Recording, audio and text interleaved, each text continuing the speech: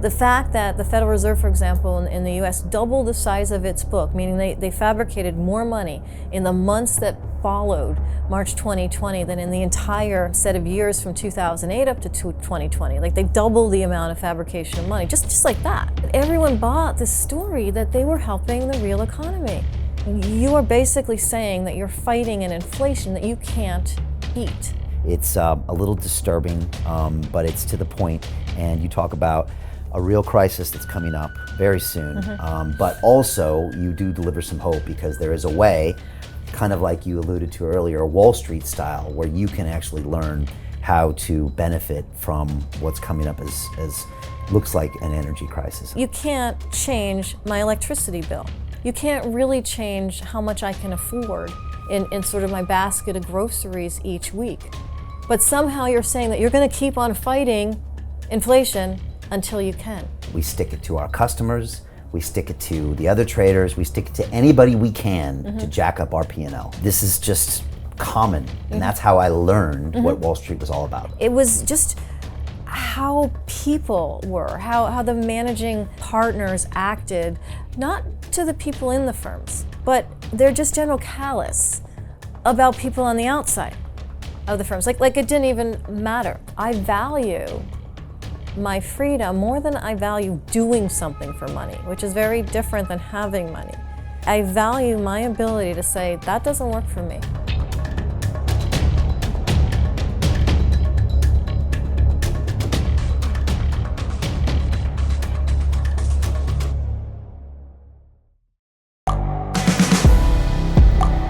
The world is changing. Inspiration is everywhere. It has never been so easy to connect, share, and bring people together. We're learning from others and finding the best in ourselves. Challenging our beliefs. Sharing our vulnerability. Overcoming our fears. Transforming ourselves so we can transform the world. How far can we go? This is London Real. I am Brian Rose. My guest today is...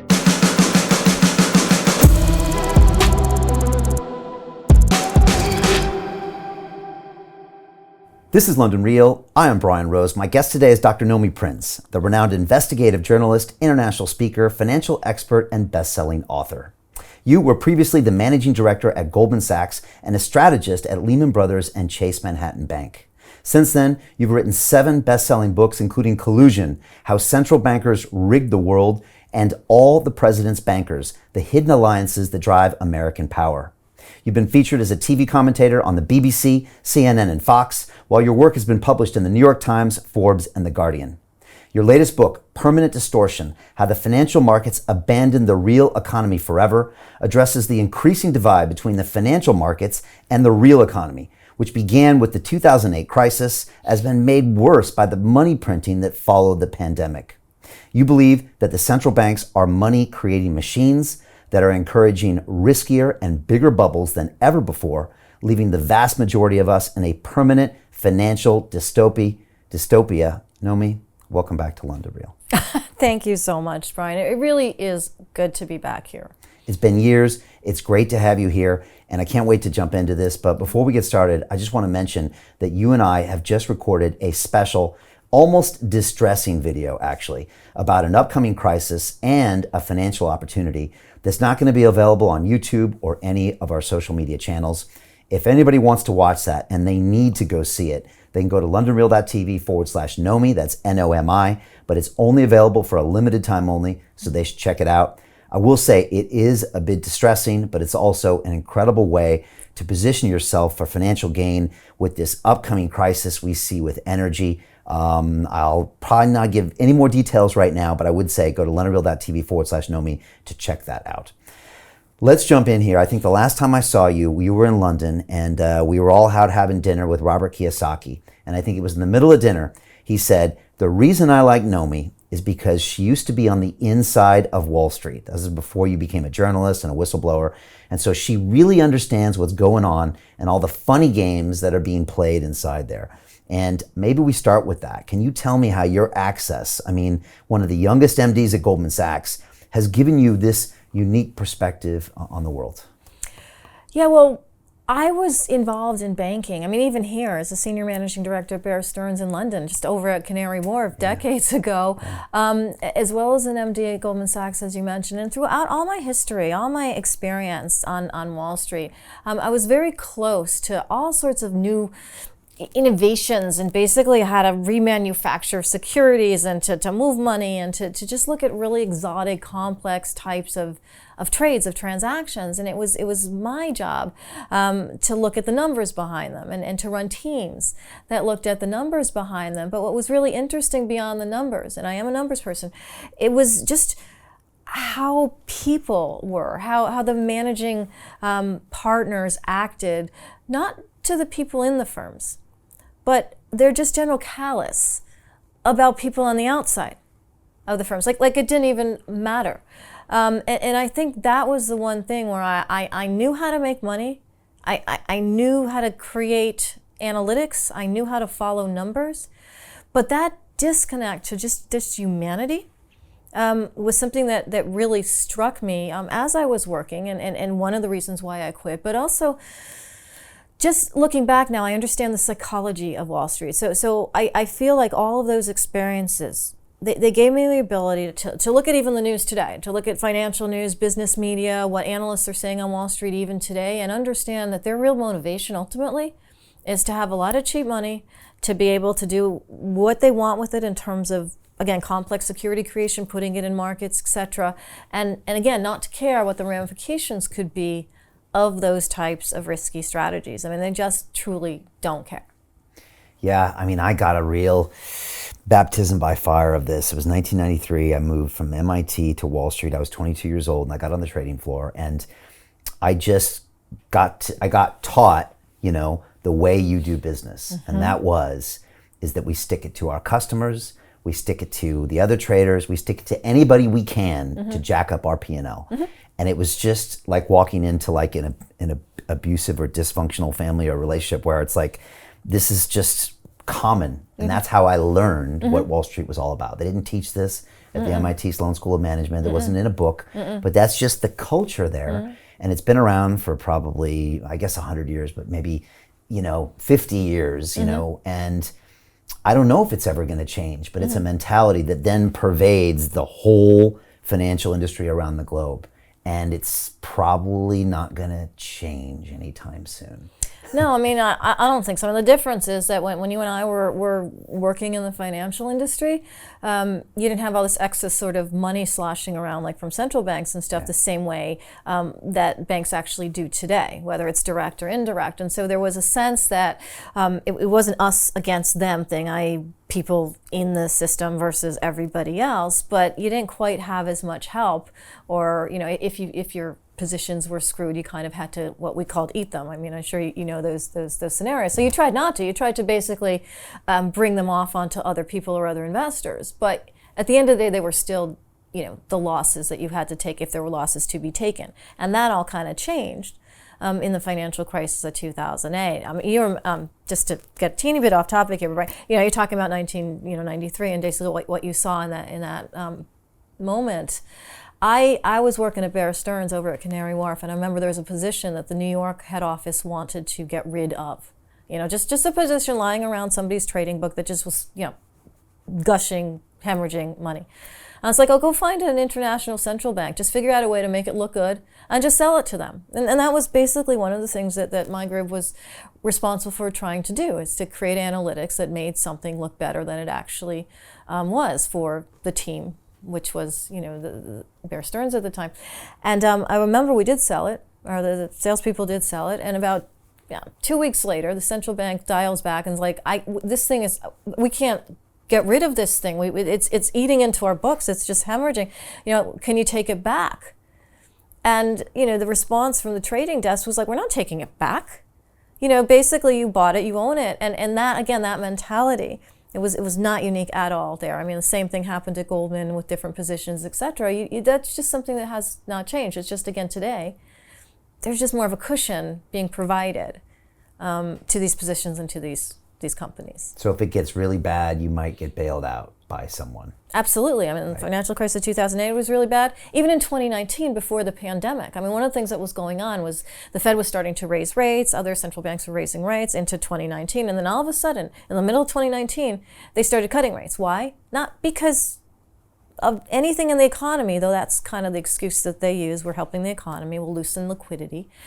It was because Wall Street was complaining because their own corporate customers weren't trusting each other and they weren't trusting the banks. And so that idea of lending money to their own large blue chip customers was a little bit on edge. So they wanted money to be looser. And as a result, that is what happened. And that was before the pandemic where everything just went haywire anyway, post that moment. But it started with Wall Street wanting yet more help. Right.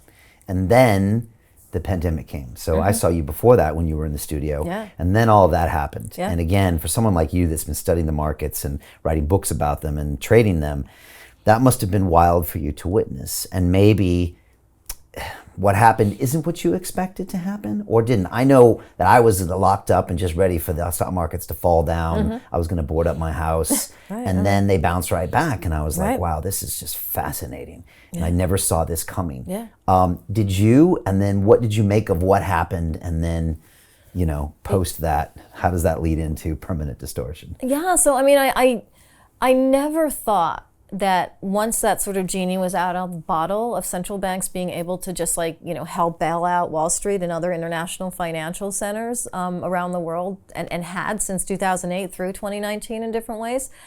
When the pandemic hit, it was clear to me that they were going to step in and do something. Why? Because they could. Because they could create money. And when money was basically, choked because the economies were all shut down, they didn't have that constraint. They could, the amount that they created, the fact that the Federal Reserve, for example, in the U.S. doubled the size of its book, meaning they fabricated more money in the months that followed March 2020 than in the entire set of years from 2008 up to 2020. Like they doubled the amount of fabrication of money, just like that. And it was like, wow, if actual real people could just do that all the time, what a weird world it would be. But when the Fed does that, and the Bank of England, the European Central Bank, when they all do that under the guise of helping the economy, what was fascinating to me was not as much that they were doing it. It was how much they did it. Yes, it was just massive. But also that everyone bought the story that they were helping the real economy. And like you said, what we saw was markets just zoom up really, really quickly while economies were still closed. Yeah. And yet the narrative remained and still remains, even though they've changed some of what they're doing. They're now the Fed is raising rates and they're supposedly reducing some of that cushion to the markets. But the reality is they're not reducing much of the cushion very quickly anyway. And yet we're supposed to believe now this is helping the economy. It could be painful a little bit, but it's helping the economy. So this idea, this false narrative that the Fed or the central banks are some sort of like economic heroes for the working class or Main Street, that's the part that, when I think about the term permanent distortion, when I selected those terms specifically to describe the distorted effect of what's happening in markets versus what's happening to real people every day on the street in their homes, paying their bills, going to work, has just become so out of whack that it's not just a reaction to an emergency. It is, in fact, a permanent condition. Yeah. And that's why I love this term. And I've never heard anyone coin it before until you have here with the book. But this permanent distortion, because you always hear biggest bull market of our generation. And then you ask the average person, did you make any money off that? Nope. Are you struggling? Yeah, I got real problems. And now we're looking down the barrel of inflation, power outages, energy crises. And your average person in the real economy, as you say, is not benefiting from this other, financial market economy. And this is this distortion that you're talking about. Yeah, exactly. And all of those price increases, particularly in energy and food, fertilizer, different things that impact people's real home budgets like every single day. Decisions as to what to eat and when, and whether they can go so far to work or not. All of the decisions that have to be made on the basis of what they make not matching what things cost is very real. I mean, that those are experiences that people have on a regular basis. And so when you see the market going up dramatically, or even when you see it going down a bit because it's shaky, because the Fed and other central banks might increase the cost of the availability of money to the markets, it doesn't change the fact that they're not getting better either way. They're not getting better when the markets are zooming up. They're not getting better when the markets are choppy and going down because rates are rising. They're not actually doing better regardless of what these central banks do. And yet again, this narrative, and this is why I wrote that book. I mean, I wrote, the last book I wrote, which was Collusion, How Central Banks Rigged the World. They did. They basically rigged it on behalf of the financial markets and on behalf of the lack of transparency as to what things actually should cost and should be valued at. But then they just went way more steps in the wake of the pandemic, and they used the excuse that they were helping people when no one was really helped by this policy. And now their new policy is supposed to, again, sort of stabilize inflation. Well, last time I checked, the Fed cannot reduce your electricity bill. They can't find oil, sort of anywhere. They're not about that. They're not about creating a pipeline or doing anything. They can't reduce the cost of food. They can't reduce world hunger. There's nothing they can do. And yeah, you got Jerome Powell and all these central bank leaders talking about how they're going to fight inflation to help people. And it's just like, who out there really thinks they're being helped by these institutions? And yet, the news, the financial news, basically hang on what these people say. Right. And this is a great point you make in the book, is that some of the major components of inflation, there's nothing that the central banks can do about it. And yet they're the ones that are telling us that we got you, we're going to protect you, we're going to jack up these rates to slow down this economy, to drop the inflation, when I think even normal people think that doesn't sound right. And again, I remember I was in a cab in New York City, going to New York City from JFK when they had raised rates for the first time, the Fed, in March of this year. And this cab driver, he's driving me in, and we're chatting, and he's kind of like, oh, what do you do? And I say, I'm an economist. And normally that just stops the conversation, right? I mean, that just like no one, like, cocktail what? Parties, like, I'm just going to fall asleep. And usually I almost think I'm saying that because it's like, I just had this long flight, I just want to get to my hotel, whatever. But he literally turns around while we're driving into the city. He turns around, and he's like, you tell me this. How is whatever they're doing up there, referring to Washington, the Fed, whatever he was hearing, how is them raising the cost of my mortgage helping me? I don't get it. And at the time, when we talked about inflation rising later on in the year, gas prices were already creeping up. It's just the Fed didn't particularly notice, and they called inflation transitory. And then all of a sudden, now they're like, inflation is real and we can do something about it, even though, again, we can't do anything about fuel prices or about food. And so real people are impacted by these central banks trying to reverse the sort of artificial effect of what they did along the way and along these years, but in a way that hurts real people as opposed to helps them. And why should they be allowed to even say, and I'm speaking specifically about Jerome Powell here, you might feel a little pain while we do this. We don't elect these people. No one gets to vote for the head of the Federal Reserve or the head of the European Central Bank or the head of the Bank of England. They're just like there. Yet what they do has such a real impact and an outsized impact on the negative side for real people, and doesn't help them on the positive side, i.e. really in fighting inflation. But ultimately still provides a very large cushion to the financial industry. Right. And so just to kind of finish up on inflation, what should have been done, and why did this seem to sneak up on us from out of nowhere? Because we weren't talking about inflation last year, and then in the last 4 to 6 months, it's what everyone's talking about now. Headline news. I do feel like the public is better educated now about a lot of things now, monetary policy, this kind of thing. But what should they have done, or what should have been done sooner to stop this from happening? Well, when the Fed and other central banks created such a just deluge of fabricated money in the wake of the pandemic, and they connected it, and governments connected it, and headlines connected it to this idea of helping the economy, that was very much a just misconception that was just perpetuated, right? I mean, yes, putting some money into the system, allowing banks to continue to potentially make loans because certain businesses needed them because they had to be closed through no fault of their own. Yes, there was certainly some help in that. But not to the extent of these central banks effectively manufacturing out of nowhere more money in a few months than they had basically in all of their existence in such a short period of time at that moment. Yes, the pandemic was big. Yes, shutting down economies was horrible for many people. And yes, we could talk all day long about, sort of the health-related aspects of all of that. But on the economic side, that's what happened. And so what they should have done, again, is not create so much.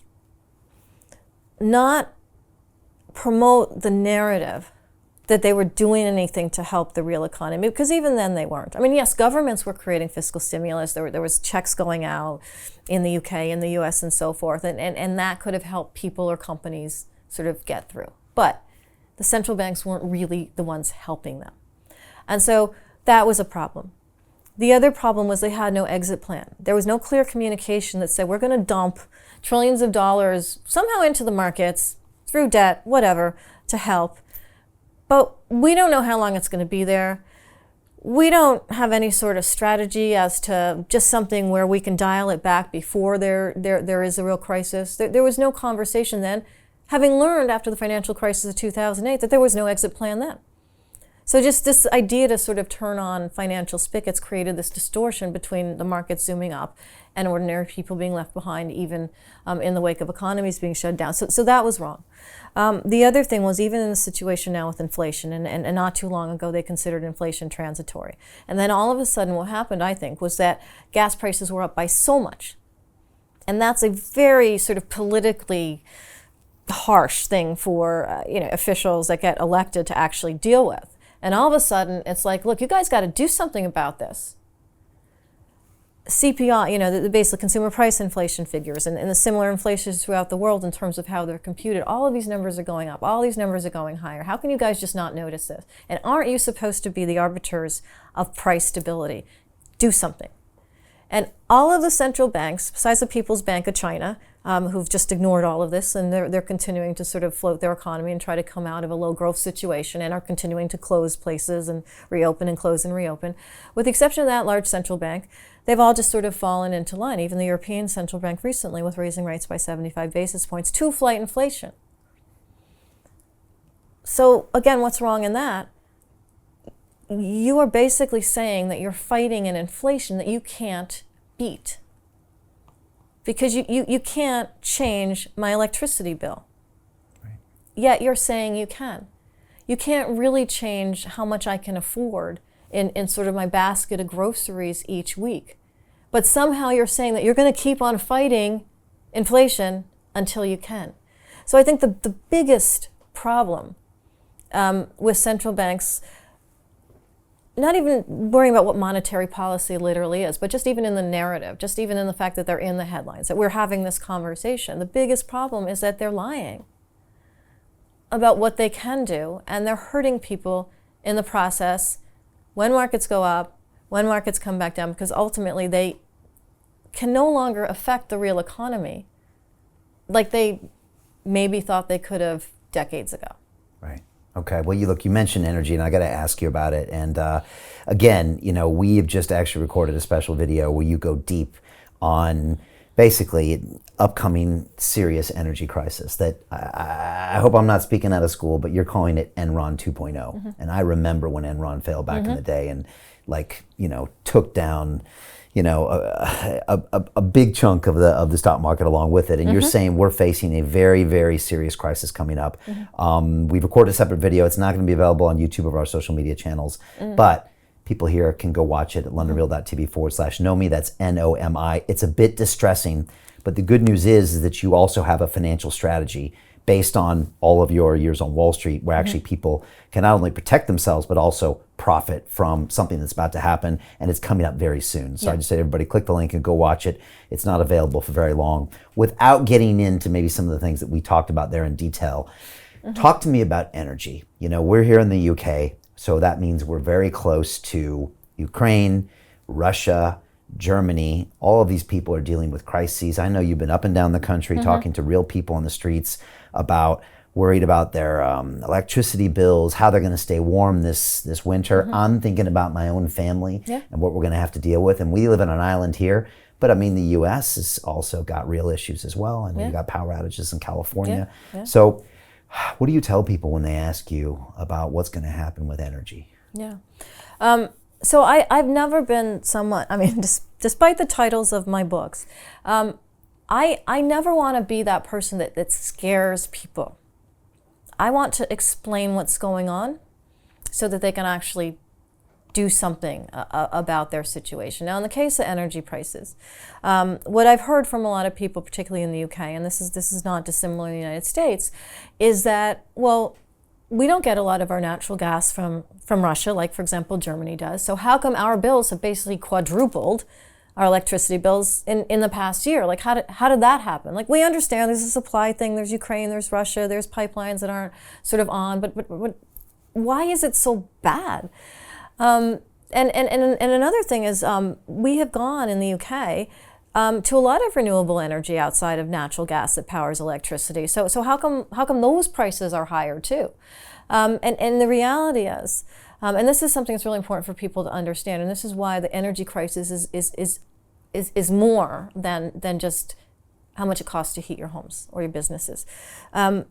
Because the world market, and this ties back to Wall Street, and this ties back to international central banks and traders, international private banks, institutions, traders, hedge funds, private equity funds, is that regardless of what happens in reality, the perception that the cost is higher means people trade in that industry, in the financial industry, those items higher than they should even be, based on supply and demand. And that creates this elevating effect. So the real person has to pay for the reality of that supply versus demand difference, and also for the sort of financial wizardry that's happening in addition that's making it worse. And so when I look at strategies for that, it's not to say that it's a way to necessarily cut the cost of your electric bill if it's related to natural gas, and natural gas prices are rising, and even though you can't do anything about it, there's a world out there that's causing them to continue to rise for multiple reasons.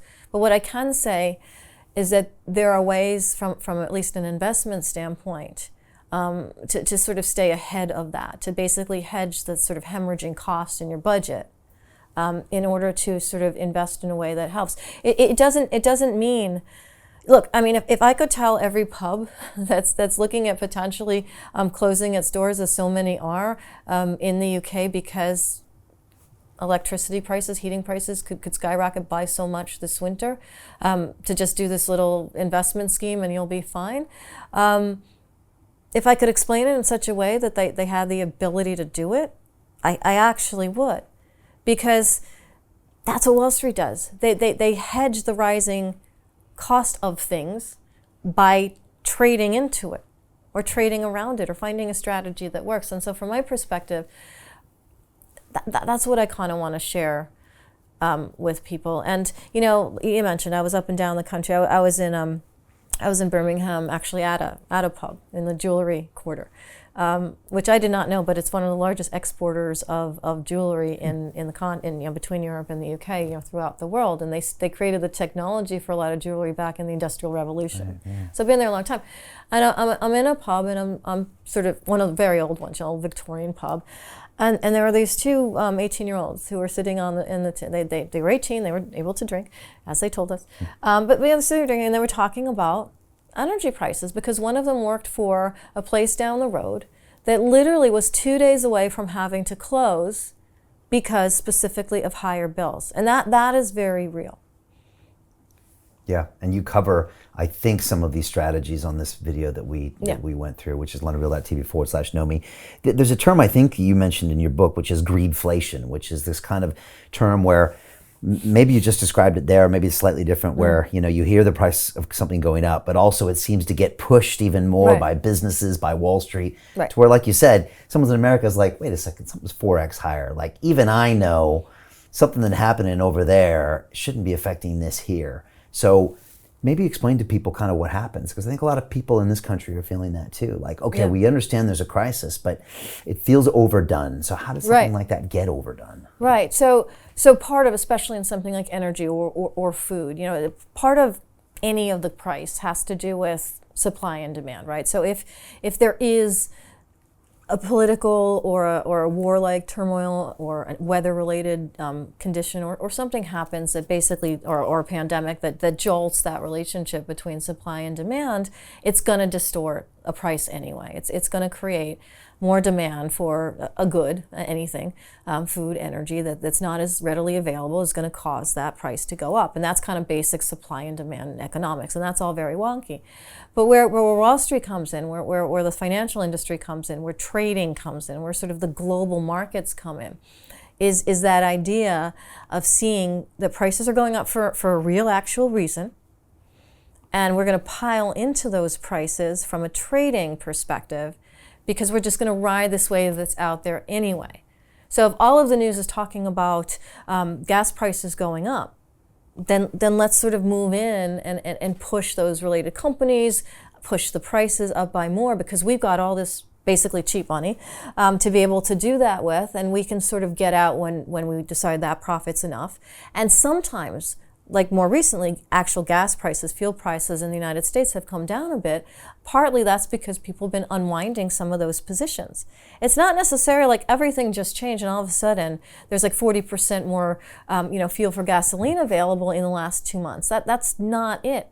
It's just that money behind those real effects goes somewhere else, as well as whatever happens with the real effect. And that's where this greedflation comes in, because it's really the sort of jumping on the bandwagon of things that are already happening. There's already a squeeze, there's already a mismatch between what's being supplied or what's being transported and what people need.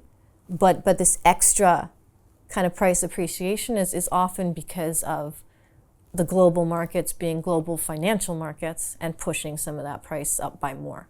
Right. You also go on and talk about in the book kind of infrastructure spending as well. And like, I know something was passed in the U.S. recently, and it was like a bill that was designed to combat inflation. I forgot the name of it. It was called the Inflation Reduction Act, right. Yes. Which most people thought was just the most ridiculous thing, because it was only going to do everything but push inflation up. Maybe speak on that, a little briefly. How do you see something like that, and how does that feed into some of the things that you talk about in the book?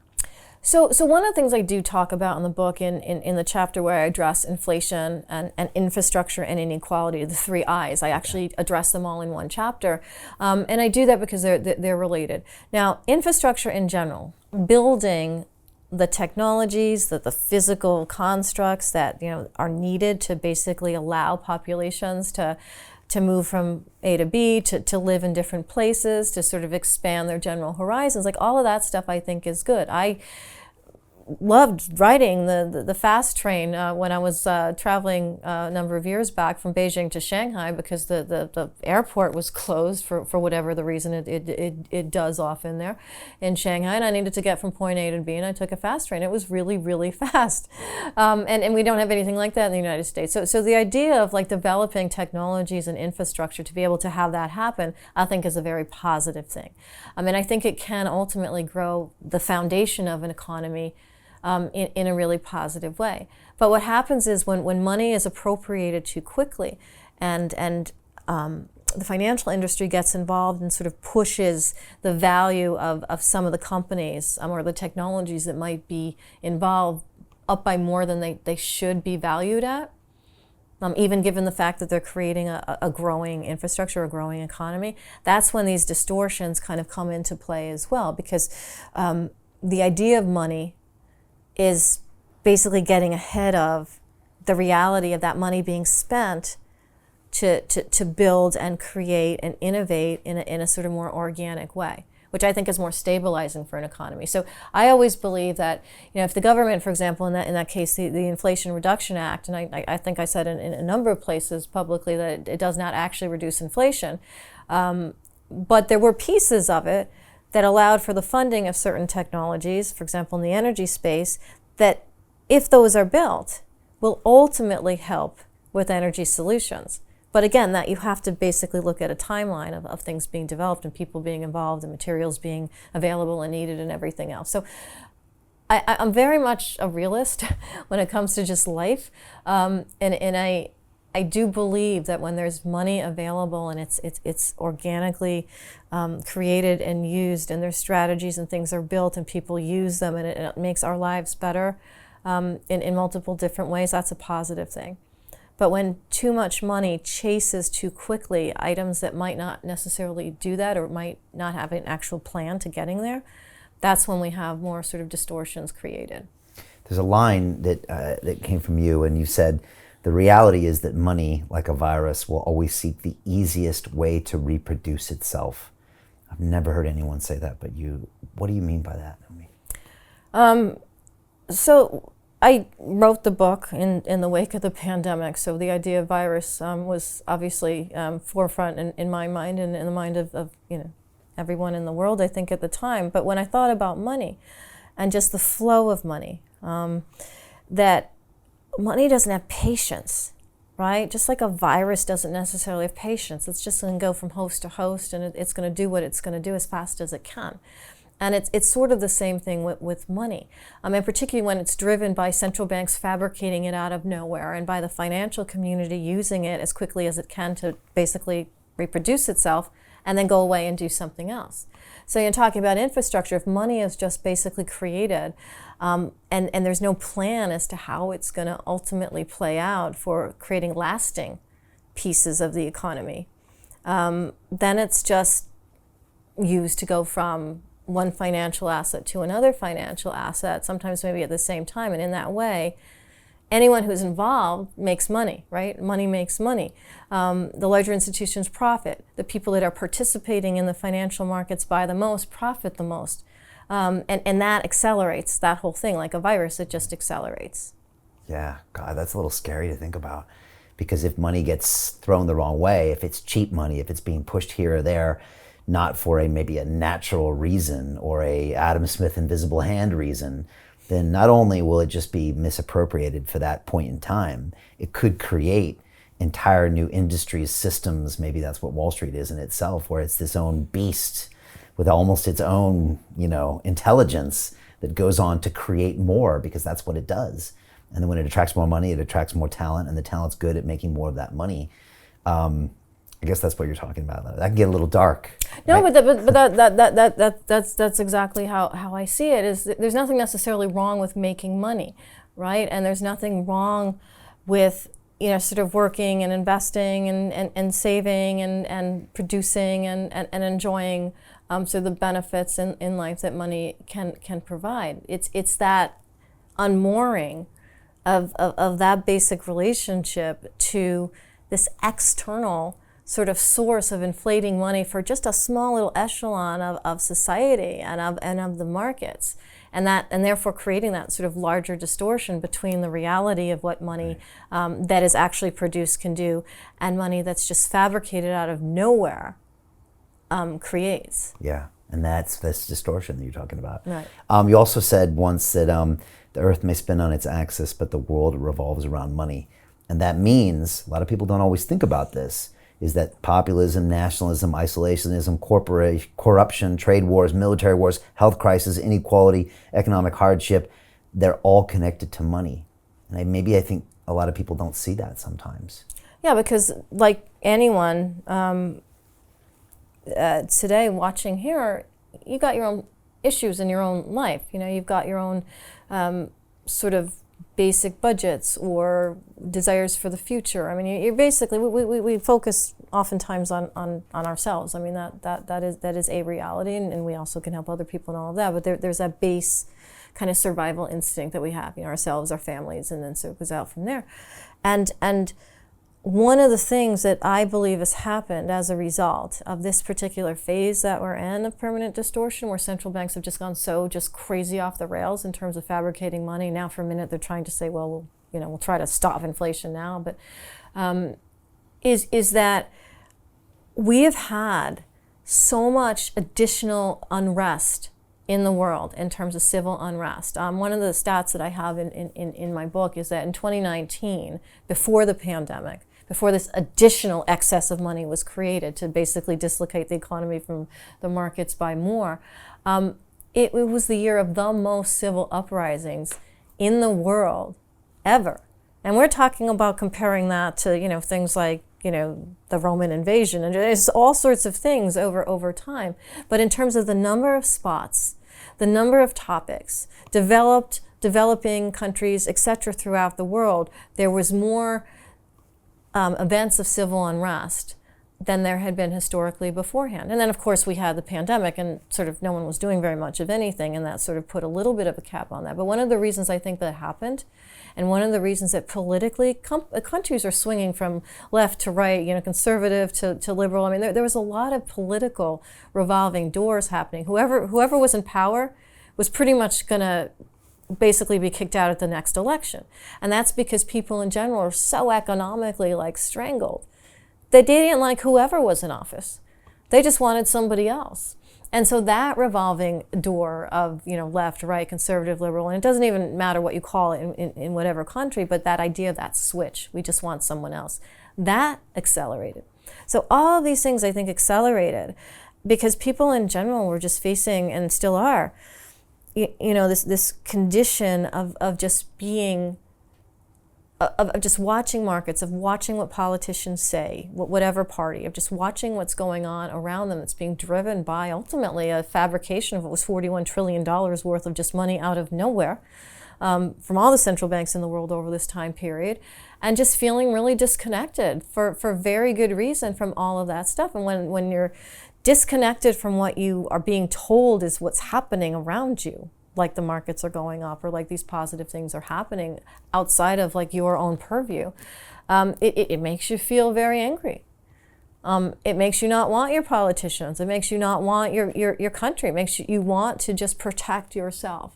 So even that idea of nationalism, you want to, and trade wars, that's all about sort of the political story that's attached to just protecting your family, your home, right, and whatever that means. Right. And that probably goes into another great line where you said money doesn't just drive a wedge between different classes, races, genders, and countries. You say it is the wedge. That's kind of heavy to think about. Like you're saying, it's actually that does it. Yeah. Now maybe people can express that, maybe they don't always feel that, but ultimately it does come down to money. Yeah. It does, and money and not class. And the way you actually read that line, Brian, I actually hear more from the words I wrote by the way you just said that. So thank you for that. So what I mean is that going back to that idea that money is a virus, that money is basically a sort of organism that is in the way of the real economy, most people's experiences, and